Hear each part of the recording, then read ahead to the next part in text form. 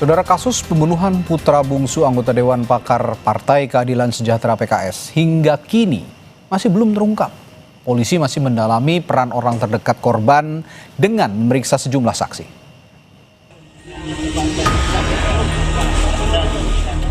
Sudah hampir 2 pekan, polisi belum mengungkap tersangka pembunuh anak politisi PKS di sebuah rumah mewah. Dari hasil pemeriksaan saksi dan otopsi, korban tewas karena luka benda tajam di tubuhnya. Polisi mengungkap rumah mewah tempat ditemukannya jasad korban tidak memiliki petugas keamanan dan CCTV di rumah itu juga mati sejak 2023. Kapolda Banten menegaskan hingga kini penanganan perkara masih dalam tahap penyelidikan. Penyidik masih mendalami keterangan sejumlah saksi yang merupakan orang terdekat korban untuk mencari motif pembunuhan. Polisi juga turut memeriksa sejumlah barang bukti untuk mencari jejak pelaku. Saya tidak akan menyampaikan perkembangannya, masih dalam tahap penyelidikan, ya, masih dalam tahap penyelidikan. Teknis penyelidikan kami tidak uraikan di sini. Kasus bakal ditarik ke Polda bagaimana? Siapa? Kasus. Memang sudah ditarik di Polda, gabungan Polda dan Polres Cilegon, yang dipimpin oleh Pak Dirkrim Ketua timnya Pak Dirkrim Masih dalam tahap penyelidikan, kita dalami pemeriksaan saksi dan sebagainya. Termasuk kita sudah mendatangkan lapor. Mudah-mudahan yang mendengar mencari ada informasi, segera informasikan ke kita. Pakar psikologi forensik Reza Indragiri menyatakan, polisi masih memiliki waktu untuk mengungkap kasus pembunuhan anak politisi PKS ini. Lantaran, proses penyidikan yang dilakukan polisi harus melewati sejumlah tahapan yang cukup panjang. Polisi harus dengan hati-hati menginvestigasi satu persatu barang bukti, terlebih dengan tidak berfungsinya CCTV di lokasi kejadian. Memang keberadaan alat teknologi akan bisa membantu polisi untuk mengumpulkan sekian banyak bukti. Sekian banyak bukti itu nanti akan bisa ditindaklanjuti dengan uji forensik dan semacamnya. Karena itu, hitung-hitungan saya, kalau kita pakai batas waktu bawah, maka diperkirakan butuh sekitar 16 hari bagi pengungkapan kasus pembunuhan. Dengan asumsi sedemikian rupa, maka perhitungan saya pada awal Januari 2026, pihak Polda akan bisa mengumumkan siapa kira-kira yang menjadi pelaku dalam peristiwa ini. Atau kita bisa pakai ambang atas, batas waktu atas, yaitu 46 hari. Kalau batas waktu ini yang kita jadikan acuan, maka perkiraan saya akhir Januari atau awal Februari 2026 baru polisi akan menyampaikan pengumuman kepada publik tentang siapa pelakunya. Untuk menetapkan tersangka dalam kasus ini, penyidik wajib memiliki minimal 2 alat bukti yang sah. Hingga saat ini, sebanyak 15 orang saksi telah diperiksa yang berasal dari orang terdekat korban. Tim Liputan, Kompas TV.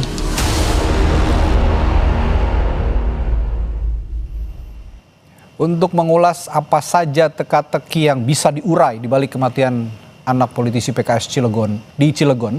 Saat ini kita akan berbincang di Sapa Indonesia Malam bersama Hanifah Hasna, kriminolog, dan Ito Sumardi sebagai Kabareskrim periode 2009-2011 melalui sambungan virtual.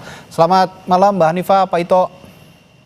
Selamat malam, Mas Radi, Pak Ito. Baik.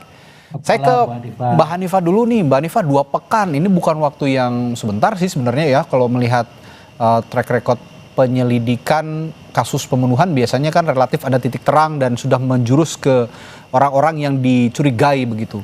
Tapi ini 2 pekan sepertinya masih agak buram begitu. Nah, dari temuan luka korban ini kita langsung bicara ke temuan-temuan yang sejauh ini sudah ditemukan oleh penyelidik begitu ya. Dari temuan luka korban dan tidak adanya barang hilang di lokasi, apakah ini ada indikasi kalau motif pelakunya ini karena dendam atau justru merupakan tindak kejahatan yang tersusun rapi kalau menurut Mbak Hanifah? Ya baik. Kalau dalam kriminologi banyaknya luka dan tidak adanya motif ekonomi, artinya dalam hal ini tidak ada yang hilang, itu memang mengarah pada 2 kemungkinan besar. Kemungkinan yang pertama adalah motif emosional seperti dendam atau kemarahan personal, entah kepada anggota keluarga yang mana, apakah orang tua atau yang lainnya. Okay. Yang kedua, tindakan kekerasan ini memang fokus pada korban, bukan pada harta. Artinya bahwa menyakiti seseorang dengan melukai tadi itu sebagai korban simbolik gitu ya, untuk mengarah kepada korban yang sesungguhnya. Jadi bisa jadi anak ini adalah korban sekunder yang sebetulnya yang disasar adalah untuk menyakiti orang tua. Bisa jadi Oke. seperti itu. Tapi ini belum otomatis berarti bahwa kejahatan ini tersusun rapi. Nah, biasanya kekerasan ekstrim ini bisa terjadi secara impulsif. Tapi impulsifnya itu membawa luka lama atau kondisi-kondisi konflik yang lama yang tidak terselesaikan dan mendalam. Jadi yang ini terlihat adalah kejahatan yang berorientasi pada korban, yaitu victim oriented crime, bukan objek, karena tidak ada barang atau sesuatu pun yang hilang dari kejadian ini. Baik. Koreksi kalau saya salah, Mbak Hanifah. Kalau dalam ilmu kriminologi sepertinya juga ada langkah profiling ya yang diambil oleh penyelidik untuk menelusuri siapa pelakunya. Nah, dengan pelaku tidak mengambil barang berharga di TKP, tapi melakukan kekerasan yang intens begitu ya, kita ketahui bersama. Apa yang Anda lihat dari pola ini? Apakah sudah bisa dilihat setidaknya profil pelaku dengan pola-pola seperti itu? Iya. Kalau kita lihat yang seperti saya sampaikan bahwa ini adalah victim oriented crime, yang dituju adalah orang, yang dituju adalah pelampiasan emosi. Expressive violence itu menunjukkan kemarahan yang luar biasa kepada korban yang sesungguhnya, tetapi dia mencari korban lain untuk menyakiti. Jadi muatan emosinya terlihat sangat-sangat kuat. Biasanya ini terhubung secara personal antara korban atau keluarga si pelakunya ini. Atau ingin memastikan karena dengan dia melakukan kejahatan atau kekerasan yang brutal atau ekstrim, biasanya dia memastikan bahwa korban yang sesungguhnya itu benar-benar hancur dengan cara menyakiti orang yang dia sayang. Tapi walaupun seperti ini, belum cukup untuk menarik kesimpulan soal identitas, hanya sebatas karakter perilaku dari kejahatan itu sendiri. Oke, baik. Saya ke Pak Ito. Pak Ito, seperti yang saya tanyakan juga tadi ke Mbak Hanifah, 2 minggu itu sepertinya, kalau saya koreksi ya kalau saya salah, karena Pak Ito juga pernah di Bareskrim lama juga dan memimpin Bareskrim cukup lama. Apakah dari ilmu penyelidikan yang seringkali digunakan polisi, waktu 2 minggu itu bukan waktu yang cukup untuk mengungkap siapa tersangka dalam kasus-kasus seperti ini? Ya, saya kira begini, dalam pengungkapan satu kasus, kalau mengacu kepada teori segitiga pembuktian, itu ada saksi, barang bukti, ada tersangka. Sini tersangkanya belum ada. Barang buktinya sangat lemah, kemudian juga saksi-saksinya saat ini belum ada terkait. Nah, kesulitan yang dihadapi oleh penyidik, ini termasuk kasus yang sulit, karena dari tadi segitiga pembuktian, semuanya belum bisa memenuhi secara optimal. Jadi yang pertama kendala teknisnya, CCTV yang ada di sana itu rusak dan tidak berfungsi saat kejadian, sehingga bukti visualnya sangat hilang ya. Kemudian yang kedua, pada saat kejadian itu ada hujan lebat ya, sehingga jejak-jejak fisik di tempat kejadian itu saat itu sulit untuk dilakukan penyelidikan secara forensik. Kemudian yang kedua adalah faktor lain, tidak ada informasi masyarakat yang signifikan, meskipun tadi kita lihat Pak Kapolda mengajak publik untuk melapor ya, tentunya kita menunggu. Penyidik juga berupaya untuk melakukan tes DNA sidik jari, tapi prosesnya saat ini masih berlangsung terus ya. Dan juga kita melihat bahwa tadi disampaikan oleh Mbak Hanifah, betul sekali kalau lihat daripada perlakuan yang sangat brutal kepada anak ya, yang boleh dikatakan kan tentunya anak ini masih jauh daripada hal-hal yang mungkin menimbulkan sesuatu bagi seseorang ya yang sakit hati atau apa. Jadi betul yang dikatakan Mbak Hanifah, kemungkinan besar ini sasaran antara, yang ini pasti didalami oleh pihak kepolisian. Nah tentunya apa yang disampaikan Pak Kapolda tadi, kasus ini adalah termasuk kasus yang sulit. Kita juga tentunya berharap bahwa dari keterangan-keterangan dari pihak-pihak tertentu akan bisa mengungkap, dan biasanya ini sejalan dengan waktu akan terungkap juga. Tapi tadi dari segitiga pembuktian ini adalah kasus yang sulit karena saksi tidak ada, tersangkanya belum ditemukan, kemudian barang bukti juga sangat minim. Saya kira itu dari teori pengungkapan kasus. Baik, barang bukti cukup minim, saksi yang melihat kejadian juga minim, ditambah juga pada saat kejadian crime scene ini sepertinya agak rusak oleh cuaca ya, hujan karena hujan lebat seperti yang diungkapkan oleh Pak Ito tadi. Jadi ini waktu yang sebenarnya cukup wajar untuk mengungkap kesulitan-kesulitan tadi. Tapi saya tertarik dengan CCTV yang sudah Pak Ito singgung juga nih tadi. Ini kan ada kejanggalan sebenarnya dengan CCTV yang dikatakan rusak begitu ya, atau tidak berfungsi lagi. Tapi ada nggak kira-kira indikasi yang Pak itu juga bisa lihat ini merupakan sabotase internal, dan bagaimana seharusnya polisi menangani perkara-perkara seperti ini yang terlihat ada sabotase internalnya begitu Pak Ito? Ya, kita tentu melihat tempus delictinya ya Mas ya. Ini kan tahun 2025, akhir tahun. CCTV itu tentunya melalui penelitian forensik ya, itu sudah rusak sejak tahun 2023. Nah, ini ada dua, memang mungkin pemilik rumah itu merasa CCTV ini tidak merupakan satu hal yang bermanfaat ya bagi yang bersangkutan sehingga didiamkan saja. Tapi kalau menurut pendapat saya, kalau memang ini disengaja dalam waktu yang cukup lama, ini mungkin juga tidak terlalu terkait ya dengan permasalahan ini. Karena biasanya kalau lihat kejadian yang sedemikian brutal, ini kelihatan emosi sesaat yang mungkin tidak dipendam dalam waktu yang cukup lama. Itu menurut saya ya. Tapi tentunya ini kan juga harus didukung dengan keterangan saksi-saksi dan hasil nanti pendalaman daripada penyelidikan daripada para anggota dari Polda Banten, karena sekarang kan sudah diambil alih sehingga sekarang all out ya dari Polda untuk bisa mengerahkan para ahli forensiknya. Demikian. Saya kembali ke Mbak Hanifah. Tapi setidaknya dengan lamanya pengungkapan ini dan juga beberapa saksi yang sudah diperiksa ya, kalau saya tidak salah ada sekitar 15 saksi yang diperiksa dengan waktu yang sudah berlangsung 2 minggu. Ada unsur kehati-hatian dari polisi atau jangan-jangan ada yang ditutup-tutupi oleh polisi, Mbak Hanifah, menurut Anda? Baik, jadi jumlah saksi itu tidak selalu berbanding lurus dengan cepatnya penetapan tersangka, Mas Radi. Karena secara teknis ini bisa terjadi karena yang pertama, keterangan saksi tidak saling menguatkan. Jadi walaupun ada 15 mau 40, kalau tidak saling menguatkan ini akan menjadi lemah lagi. Nah, saksi itu biasanya hanya tahu kondisi sebelum atau setelah kejadian saja, bukan saat inti peristiwa. Ini sehingga kondisi ini menjadi menyulitkan. Atau belum ada bukti fisik yang secara langsung mengikat satu orang tertentu atau mengerucut kepada pihak-pihak tertentu dari sejumlah orang yang sudah diperiksa.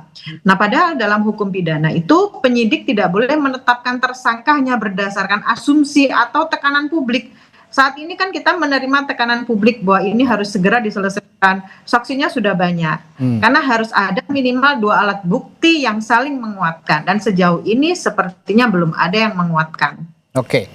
Saya tertarik juga untuk bertanya kepada narasumber-narasumber saya soal motifnya. Meskipun saat ini belum diketahui siapa sebenarnya pelaku. Tapi motif juga menarik untuk didalami. Mengingat korban ini adalah anak politisi Partai Keadilan Sejahtera yang juga punya posisi penting di partai.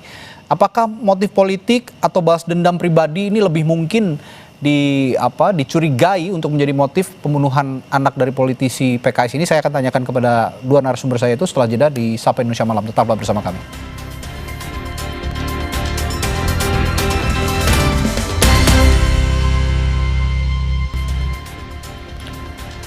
Masih memperbincangkan teka-teki yang harus diurai dari tewasnya anak politisi PKS yang tewas dibunuh di rumahnya sendiri. Saya tadi ke Mbak Hanifah, saya tertarik untuk juga mengungkap motif dari pembunuhan ini meskipun tersangkanya masih belum ada titik terang begitu sampai sekarang. Menurut Mbak Hanifah, apa yang paling mungkin dikaitkan dengan kasus seperti ini? Apakah motif politik, balas dendam, pribadi, ataukah apa? Mbak Hanifah. Baik, kalau kita melihat bentuk kejahatannya sejauh ini motif emosional. Apakah itu terkait dengan politik, bisnis, atau yang lain-lain, tapi setidaknya di dalam motif tersebut ada motif emosionalnya gitu. Karena kita melihat bahwa kejahatan atau perilaku yang ditunjukkan itu adalah aksi yang sangat brutal, overkill dilakukan terhadap anak kecil. Ini kan kondisi-kondisi di mana dia mau menunjukkan ada sesuatu yang ingin disampaikan. Jadi ada pesan-pesan simbolik dalam kejahatan seperti ini. Jadi kalau kita harus menentukan apakah ini bisnis, apakah ini politik, kita tetap harus melakukan kajian lebih lanjut. Tapi dalam hal ini ada motif, ada kondisi-kondisi emosional yang tidak bisa dikendalikan. Baik. Pak Ito, tapi dengan posisi saat ini belum ditemukan atau belum juga ditetapkan orang yang bertanggung jawab dalam ini tersangka, dimungkinkankah polisi bisa mendeteksi lebih dini motif yang dipakai pelaku untuk menghabisi nyawa korban, dalam hal ini anak politisi PKS ini, Pak Ito? Ya, saya kira betul ya. Yang dikatakan Mbak Hanifah dengan Mas Radi juga bahwa saya yakin polisi saat ini sedang mendalami dari motif ya, sebagai circle daripada yang akan Betul. dikembangkan. Ya. Motif ini tentunya harus dilakukan juga dengan memprofiling ya, mungkin orang tua melalui jejak digital kan Ya. bisa lihat apakah selama ini ada orang yang memang ketersinggungan atau ada hal-hal yang lain. Saya yakin dari teman-teman penyidik Polda Banten melakukan penelusuran dari jejak digital, termasuk salah satu di antaranya termasuk memprofiling ya dari aspek mungkin politik, kegiatan politik, atau mungkin kegiatan bisnis, ataupun ada kegiatan-kegiatan pribadi lain. Oke. Yang kedua tadi saya koreksi bahwa CCTV itu memang sekitar 2 minggu ya rusak. Nah ini tentunya juga menjadi pendalaman. Oke. Ya, seperti kasus waktu Sambo dulu ya. Kita melihat apakah memang CCTV ini sengaja dirusak atau memang rusak secara mekanik ya atau secara alami. Karena kalau ini nanti ada sesuatu keterkaitan, tentunya ini juga akan kalau memang pelakunya ternyata ditemukan, maka ini bisa dilakukan pemberatan dengan kasus 340 pembunuhan berencana. Jadi ini Oke. pun akan dikait-kaitkan dan tentunya saya yakin tentu tidak mendahului penyidik yang saat ini sedang bekerja keras. Saya yakin kasus ini akan segera dapat diungkap berangkat daripada penelusuran motif. Kedua adalah berangkat daripada Oke. CCTV tersebut ya, analisa secara digital forensik maupun juga analisa secara technical forensik untuk CCTV tersebut. Demikian Oke. mungkin dari pendapat dari saya. Baik, Pak Ito, tapi dengan kondisi-kondisi yang sudah Pak Ito paparkan ini tadi ya, dengan keterbatasan barang bukti, minimnya saksi yang melihat kejadian, begitu. Kira-kira polisi idealnya membutuhkan waktu berapa lama untuk kasus-kasus dengan tipikal seperti ini? Tergantung ya, karena kan sekarang sudah diambil alih oleh Polda. Oke. Polda itu memiliki peralatan dan juga personel yang mereka lengkap ya. Dan saya kira ilmunya juga sama dengan saya ya. Jadi mereka adik-adik saya itu mereka sudah profesional, Ya. apalagi dibantu dengan ahli psikologi ya, kemudian ahli-ahli daripada mungkin yang teknis ya, ahli teknologi dan lain sebagainya. Tentunya kita tidak mungkin akan menyampaikan hal-hal yang bisa merusak hasil penyelidikan karena Oke. tadi ya polisi juga harus hati-hati dalam menentukan seseorang menjadi tersangka karena ada Oke. konsekuensinya apabila salah. Oke. Demikian. Tapi saya ke Mbak Hanifah, dengan kondisi seperti ini ada nggak sebenarnya risiko kasus ini menjadi cold case atau kasusnya dihentikan karena tidak adanya pelaku atau polisi sebenarnya yang sedang melakukan taktik atau yang saat ini berjalan masih on the track menurut Mbak Hanifah? Oke, baik. Risiko cold case itu selalu ada dalam setiap kasus kompleks. Saat ini yang kita hadapi kan kasus yang kompleks sekali ya, tapi belum bisa disimpulkan ke arah sana. Dalam kasus sensitif seperti ini, seringkali penyidik sengaja memperlambat publikasi. Tujuannya adalah untuk memverifikasi ulang bukti.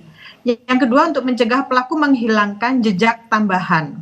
Jadi kalau ini disampaikan ke publik, mungkin dia akan melakukan penghilangan barang bukti atau dia melakukan case-case baru gitu ya, atau alibi-alibi baru.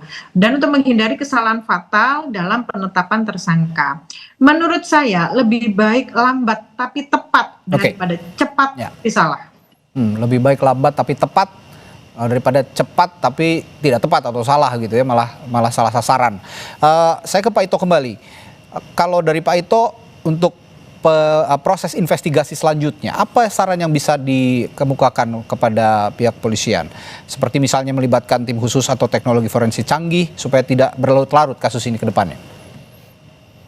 Saya yakin bahwa penyidik di Polda Banten juga mendapatkan asistensi maupun bantuan dari Bareskrim ya. Karena ini kan kasus menyangkut masalah perhatian publik. Dan juga tentunya bagi Polri saat ini adalah menguji daripada profesionalisme anggota.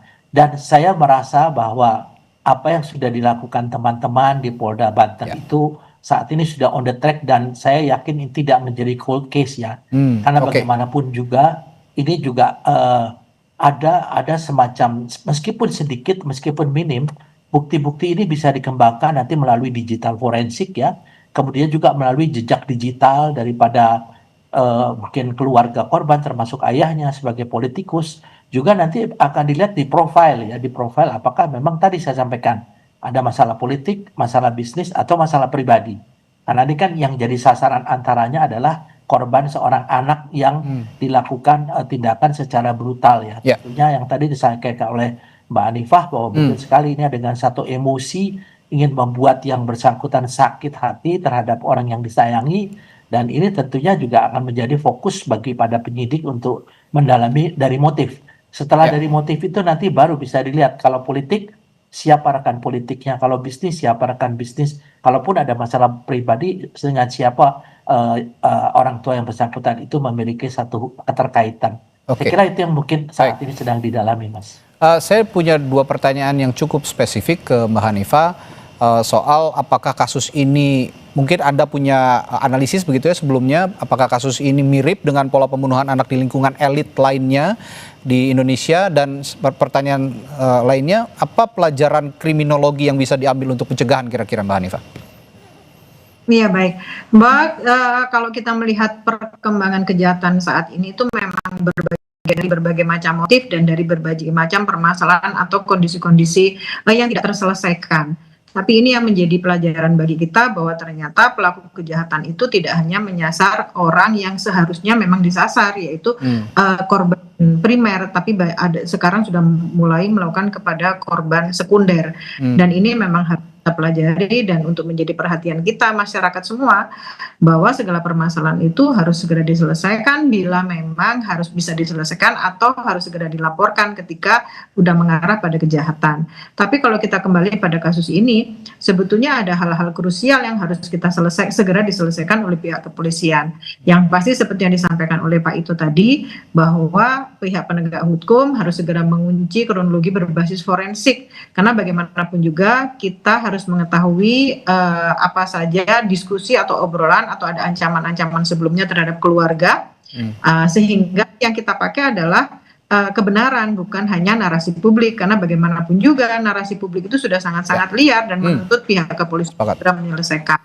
Lalu pendalaman relasi sosial dan keluarga itu ditambah dengan lingkungan terdekat, apakah keluarga ataukah anggota keluarga yang lain gitu ya. Kemudian transparansinya itu harus terukur, karena tidak semua harus disampaikan kepada publik. Jadi walaupun ini disampaikan secara nyata atau terbuka, tapi ada hal-hal yang harus tetap ditutup dan tidak membuka detail-detail sensitif, karena bagaimanapun juga ini masih dalam proses penyelidikan. Nah, ini penting kepercayaan publik terjaga dan spekulasi tidak berkembang liar, tetapi fokus pada penyelesaian permasalahan.